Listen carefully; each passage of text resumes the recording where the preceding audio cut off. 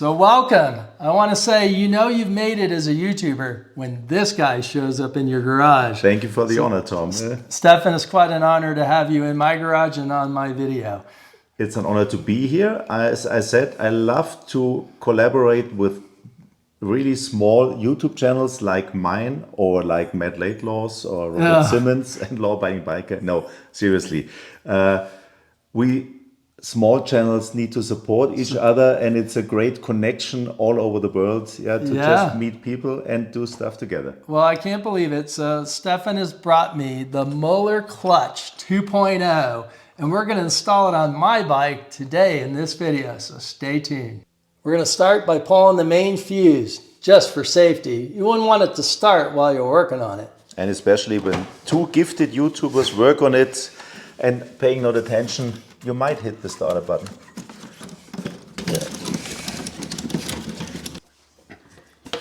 So with the side cover removed, it exposes our main fuse.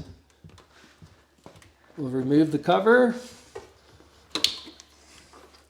And here's our main fuse. What I've learned with this bike, since it has security, you have to turn the ignition on before you pull the fuse. So Stefan, turn the bike on. And once it boots and you hear it beep, just pull that fuse. Now the bike is off, you can turn the ignition off, so when you put the fuse back in, it doesn't boot. All right, our next step is we're going to remove this fairing spoiler here. This does not exist on the regular road glides and street glides, only the CVOs. But if you have a regular road glide or street glide, I highly recommend it. You can add this part that comes painted from Harley, and it just covers up all of that clutch and reservoir that's exposed. Makes a nice look. But to remove it, you need a T27, and there's one bolt hiding in here. Bolt removed, there's a little rubber grommet that holds it in place. So just pull that out carefully, and then another one in the back. And then the cover comes right off.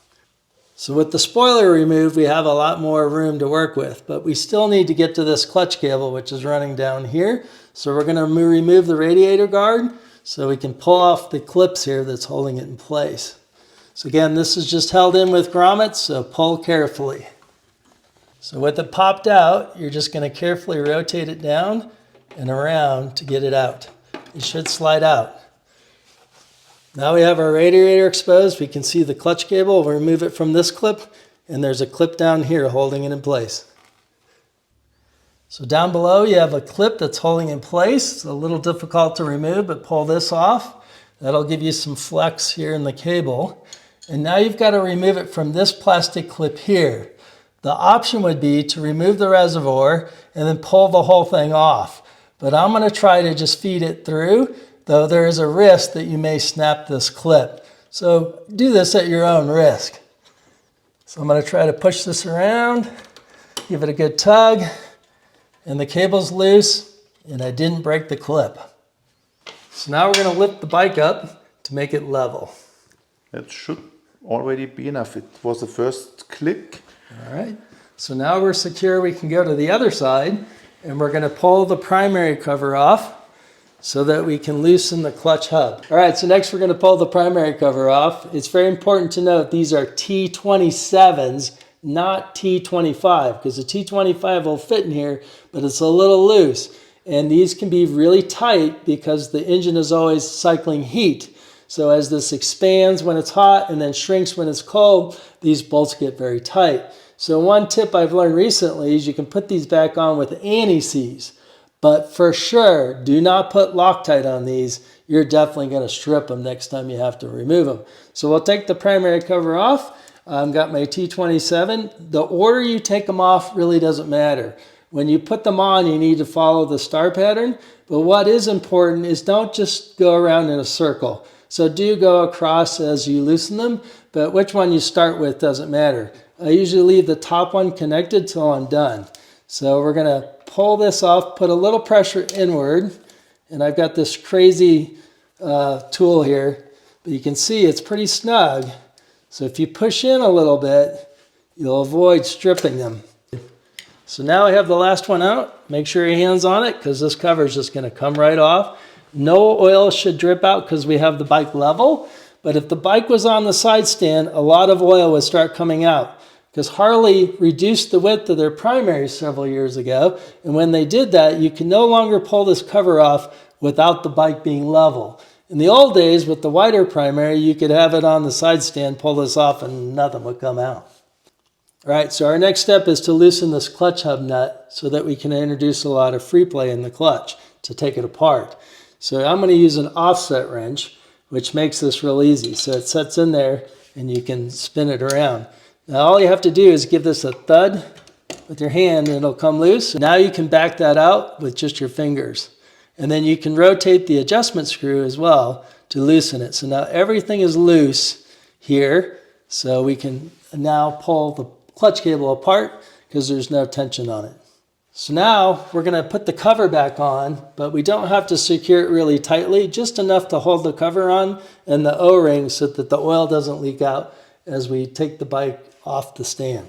So we're going to take the covers off just so we don't scratch them. Our goal is to get this off. So this is the clutch, remember Stefan the name of it? It's the clutch inspection. It's not the clutch inspection cover, it's the clutch relief cover, I think. Because behind here is the relief, the bar that runs across, and this is where your clutch cable runs in. So we have to get this cover off, but the bottom two screws are blocked by the exhaust. So they would tell you you need to remove the entire exhaust system, which immediately turns everyone off. Nobody likes removing their exhaust, so we're going to try to cheat it and not remove it, but who knows? We may end up doing so. Yeah, we may up cutting here and here Yeah. and then welding it on again. Yeah, we'll just get the angle grinder out if we have to. So we're going to take the covers off here. So 5/16, we'll run all the covers off and pull them off carefully, and then we'll see how much of this we have to loosen up.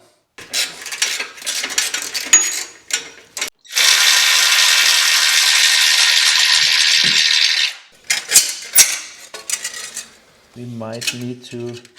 Yeah, I'm afraid so. The floorboard is right there. So we'll have to pull this off. All right, so we'll try by loosening the rear one. These are on there, so you have to use quite a bit of force. Yeah, there's a lot of Loctite. Harley doesn't want your floorboard falling off. They make sure they won't rattle loose. So we removed the whole floorboard, so now we have plenty of room to work with this in this area. But I think just removing these and pulling the pad off would have been the better way to go. We'll learn from our mistakes. We're trying to remove these two guys, and you can see there's just not a lot of room here. So the theory is may have to loosen the whole exhaust system to get us some space. So we don't see any way to get to these two bolts without loosening the exhaust. I don't think we need to remove it, which will save us some of the time. So we're going to loosen the flange nuts on both intakes where it goes into the cylinder head. So we're going to loosen those 1/2 inch, and then we're going to loosen this bracket here, and we're going to loosen the cross member down below. We only have to pull it out maybe 1/2 inch to get a tool in there. As it sits now with a wobbler, you can get it almost in there, and then you can almost get it through here. But as these bolts come out, you're going to lose space. So just no way to do it.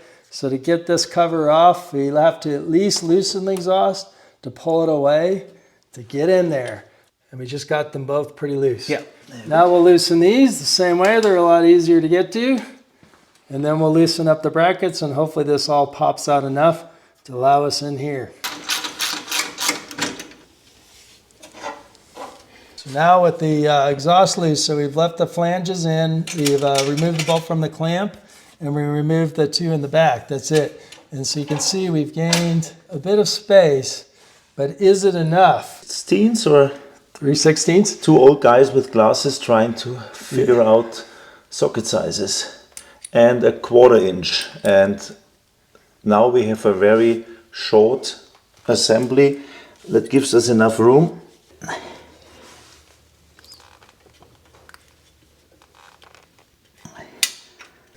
And now We have one off, and we have our 3/16 bit in there, and then we're using an open-ended 1/4 inch to spin it around. So it's really one turn at a time.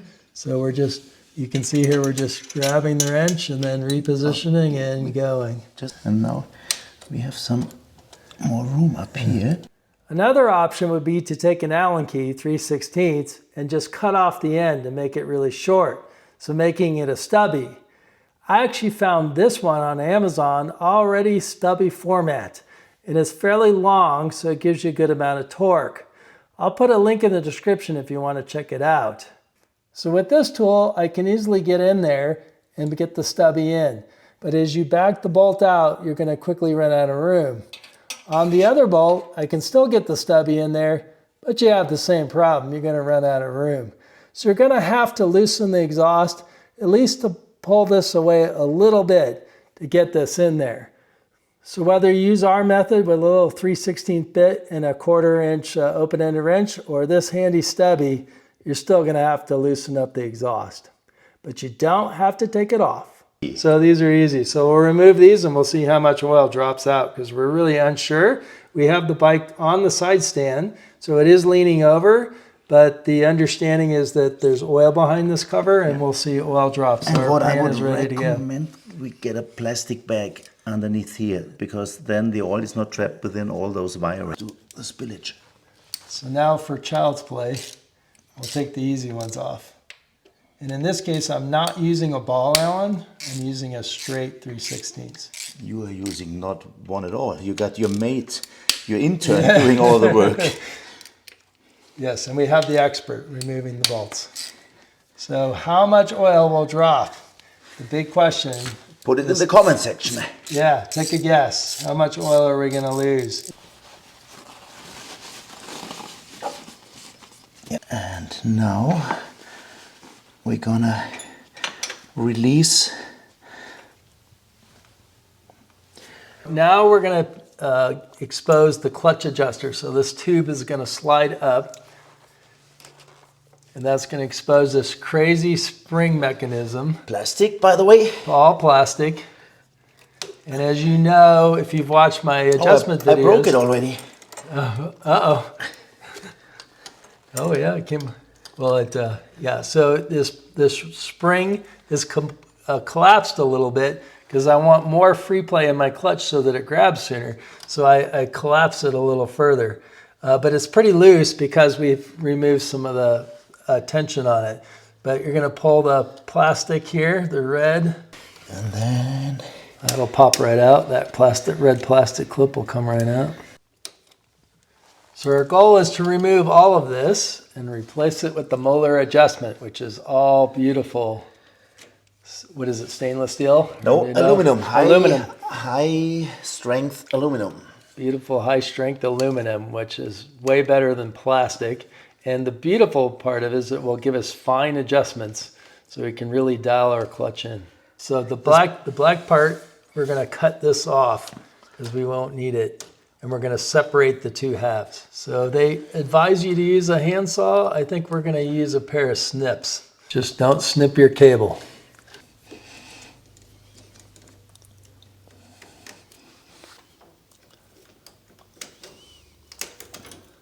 Just take this one out, secured by this small tab. So you lift the tab. Yeah.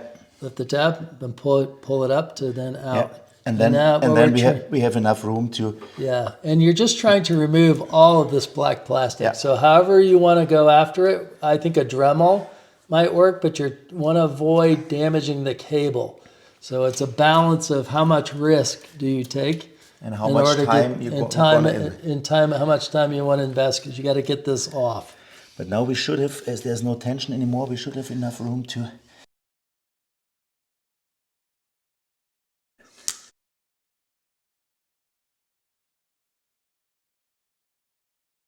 So we have a protected cover here, a piece of fabric to hold our cover while it comes off.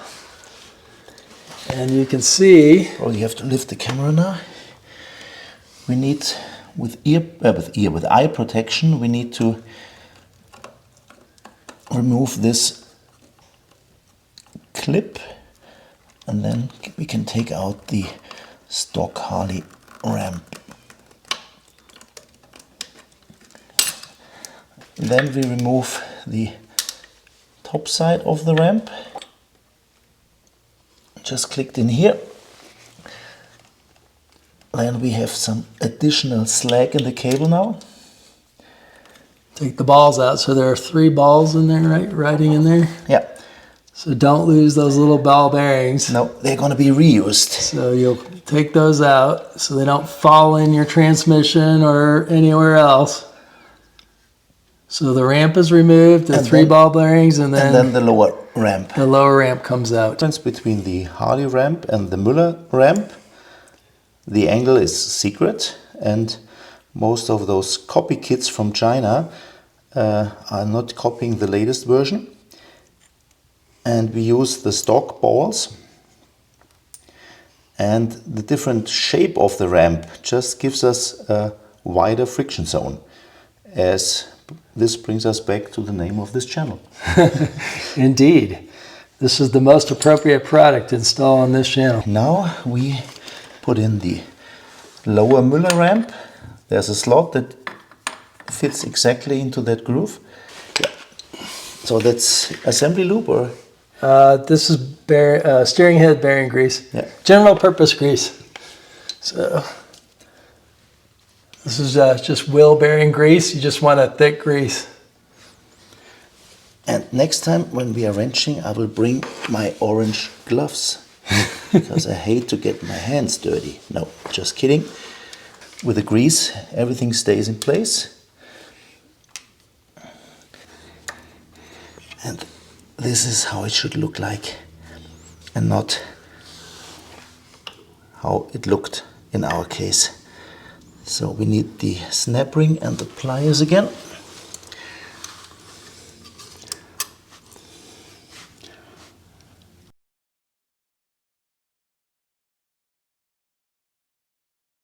Once again, careful, make sure that the snap ring is seated. And now the key is, will we be able to connect the 2 halves? Yeah. And if we can't, it means we're going to have to pull the clutch lever off. And Now this therefore is following this the is instructions. looking right. So this is correct. So important call out here. What you just saw was the correct installation of the ramps. However, the first time we did it, we had the ramp in just slightly wrong. Unfortunately, we put the bike all back together, we put the exhaust all back on, and then when we went to adjust the clutch, the lever had no action, and we had to take it all back apart. And when we did, we found that all we had was our ramp, the upper part, was not placed correctly in there, so we had it off, so the angle was wrong. And it's very easy to screw this up. So I've got some detailed pictures here to help you. And you can see here in the clutch release cover, you can see this gap here. It's pretty long. And you can see the angle of the clutch cable comes in almost straight. But on the correct side, you can see the gap is a lot shorter. And you can see this is a straight across, where over here there's a bend, right? So it's almost straight across, but here it's perfectly straight across, which is what you're looking for. So we had it wrong, and we had to do it all over again. So do it this way and not that way. If we take a quick look at the service manual and get a little more detail. So here they tell you to place the outer ramp with the ball socket side up in the clutch release cover. Confirm the ramp tab 3 is in the clutch cover slot. Now we had that correct, and there's a picture of it down here below. So if we go down, it's confusing because it's not this number 3, it's down here, and it's this number 3. So here's the tab, and you can see it slots in right there on the clutch relief cover. So you got to have that tab in place, and then your 3 ball bearings need to stay in place while you put it together. So use the grease. If we go back up then, the next step is where we struggled. So it says connect the clutch cable end to the ramp coupling, which we had it connected, that was fine. Install the coupling on the inner ramp, and this is where it's vague, so install it, right? Place the inner ramp and coupling in position in the clutch release cover. So place it in position, but there's no key or guarantee that you have it in the right spot, so it's really a visual thing. And here's Harley's picture of it, so you can see that the hook is pointing almost down to the bottom of the cover, and the cable is completely straight across. That is really your cue. And when we did it wrong, we had this off. So this is what happened when we discovered our problem. Attach the It other. should be further here. So we mounted the upper ramp too far. Tilted already. Yep. Stupid mistake. So we're removing the old gasket. I would not recommend reusing this particular gasket. Especially on those high mileage bike like this one is. What are you saying? And it's a paper gasket, so Yeah. it needs to be removed anyway. So we have our genuine OEM Harley replacement. Here's the part number. For the 24 or 23 and a half in yours with Yep. the gear indicator. The older ones have different.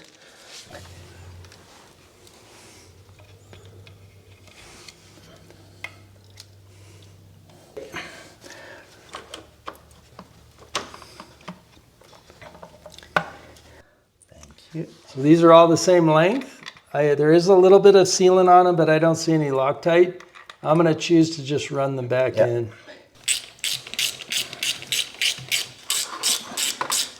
I'm breathing heavily in this altitude. So these are 11 to 13 foot-pounds. So now the hard part, getting the bottom two back in without removing the exhaust. Is it worth it? I don't know. Yes, it is. I think if I did this again, I'd just take the exhaust off. Especially if you're going to do an exhaust upgrade. This would be a great time to Yep. upgrade this part if you're going to have your exhaust off for any reason. But we're committed at this point, so we'll take our time and bring them in slowly, a quarter turn at a time. You want to show how much oil we lost? Almost nothing. So we can see there's really just a little bit of oil that's come out from there. So I may pour a capful back in just to be sure, but that's about all that came out. Just out of high strength aluminum, make sure that the threads are fully down, and then you have a continuous slot. There's only one way this will fit, so if you accidentally have it the other way, it's not gonna fit. So you can't mix it up. So this one goes on the lower part of the cable, and the other one, of course, on the upper part.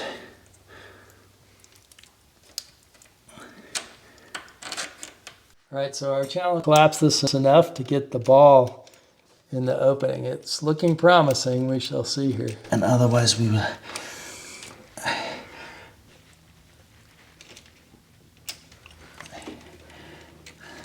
and that was good. There you go. And we need to secure the tap, Yep. which we're gonna do right away. Whew. Yeah, we got it. At least a little bit of success.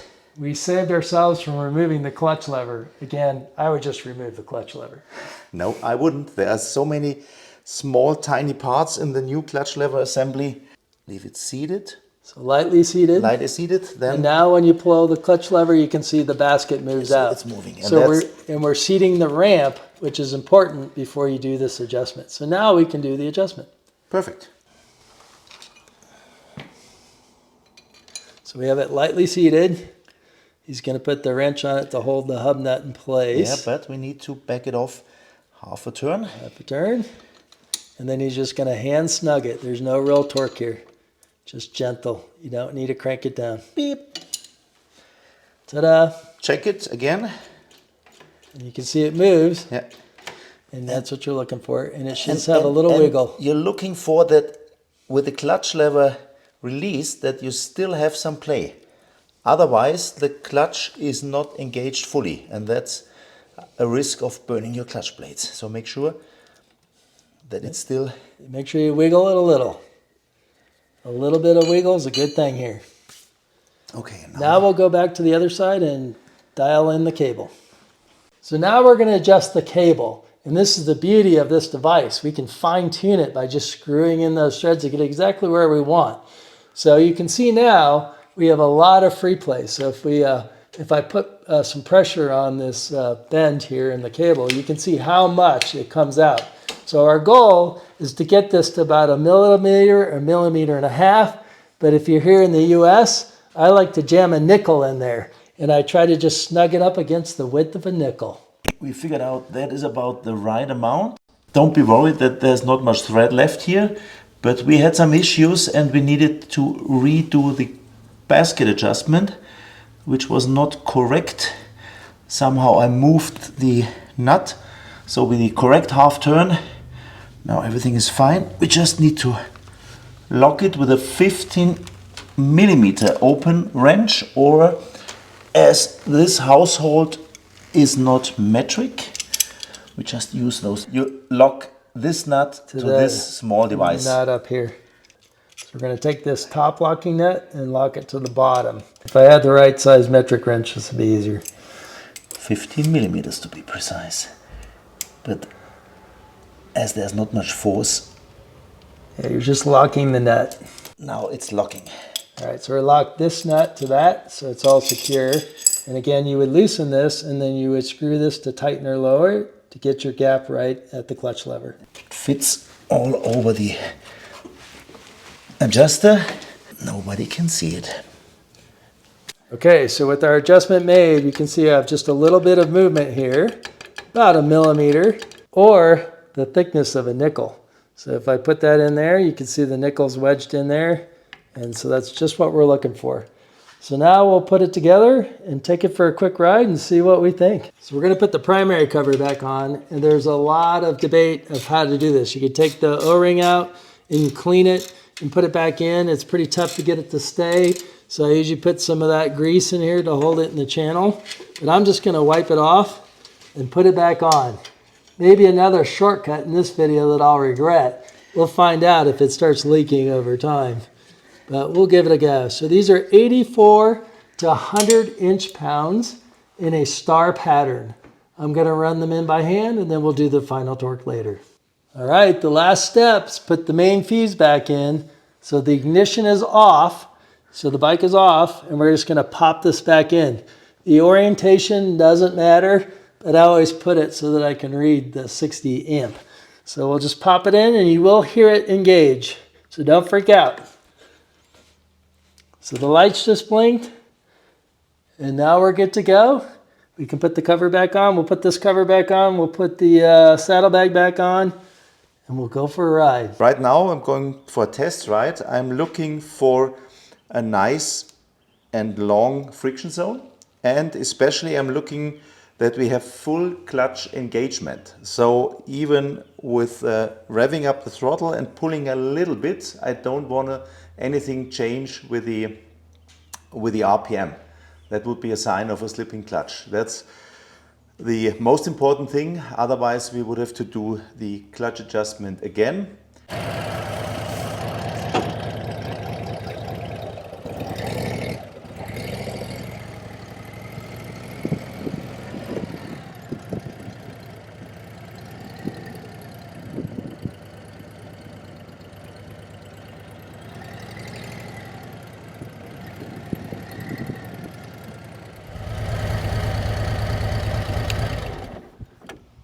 So I've been riding with this for about a week, and I can tell you the biggest improvement is how quickly it grabs right off the grip. So it starts engaging, just what I was looking for before with the old clutch cable, and I had to compress the spring and I got a little bit closer. But now with it dialed in, it starts to move as soon as you let go. But then you have a very wide zone to work with. So it'll continue to engage the clutch and give you plenty of room to work with. So slow speed maneuvers are much easier now. The other big thing I've noticed is that I can get into neutral really easy. So we know these bikes improved the ability to find neutral, but with this change, I can find neutral really simply. It's great, whether it's slow speed or coming to a light or stopped at a light, you can go right into neutral. I really like it. And of course, it's super easy to grab, way less force, and if you're sitting at a long light and you want to stay in gear, you can hold this clutch cable in for a very long time without any fatigue in the hand. So how much difference did the Muller clutch install really make? So we forgot to measure the bike in its stock form before we installed it. So we took a quick trip to my dealer and we measured it on a stock bike. It was about 22.5 pounds of force to compress the clutch lever. And now I'm getting about 11 pounds of force to compress the clutch lever.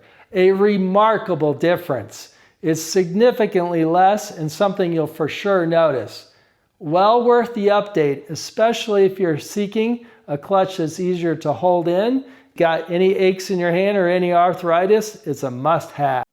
I really want to thank Stefan coming all the way over from Germany to hang out with me in my garage. I was extremely honored to have him here. And I want to thank him for bringing me the Power Clutch 2.0. It has really changed my ride. So if you wanted to get one, where would you pick one up? Well, if you're outside the US, I'd go directly to Muller.com and buy it directly from them. If you're in the USA, I would go to the law-abiding biker store. Ryan and his team have bought up all the stock of these and they have them in their store. And it's a great cause to support. I would be happy to refer anyone to that store to buy anything. So check it out. I'll put links in the description. If you have any questions or challenges installing this yourself, just reach out to me. I'll put my email address here. I'm happy to help with questions. But I sure hope you found this information useful. And if you did, you'll go share it with someone else. But until next time, in the friction zone.